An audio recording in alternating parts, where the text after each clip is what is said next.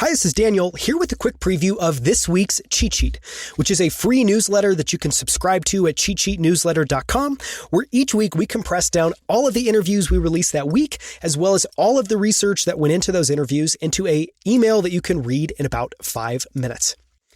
The episode that we're going to release this week is all about Justin Mayers, who's built 3 direct-to-consumer brands in Kettle Fire Perfect Keto and Shirley non-alcoholic wine that have each reached tens of millions of dollars in revenue, all by finding and owning emerging health and wellness trends. The 3 big ideas that we're going to cover this week as we break down Justin Mayers' winning strategy is number 1, we're going to cover a framework, and it's how to spot and build businesses to own trends. And here, what I've basically done is deconstructed the framework that Justin uses into super simple 4-step framework that you can use to spot trends, be able to quickly test those ideas, figure out how to scale them, and then make sure that you're reinvesting so you've got a durable business for the long term. That's number 1. The second is a concept. I'm going to introduce this idea that there are really 2 types of businesses.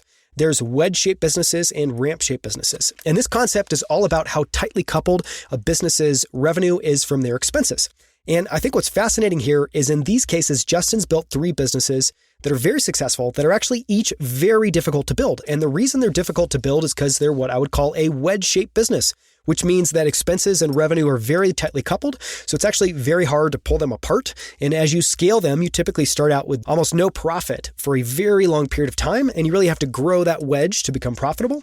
And then on the other hand, there's ramp-shaped businesses. And these are businesses that are very capital efficient.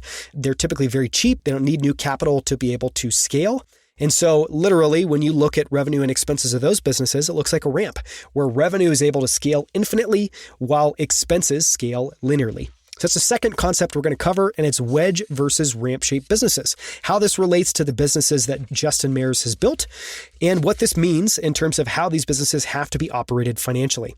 And that's going to bring us to the third big idea in this week's cheat sheet, and it's why it pays to bring on a head of finance. And this is a little, it's mostly a story that Justin shared about finding literally $800,000 in revenue that was missing in one of his businesses that an advisor pointed out to him, and his own journey of going from thinking of finance as something that's not strategic at all, it's not really all that important, into something that's incredibly important, that he now uses in almost every aspect of his businesses to be able to make strategic decisions. So again, that's this week's cheat sheet. It's how to spot trends and build businesses to own them, wedge versus ramp-shaped businesses, and why it pays to bring on a head of finance early. If you're interested in signing up for Cheat Sheet, it's a free newsletter. We send it out every single week. You can get it in your inbox. Just go to cheatsheetnewsletter.com to sign up.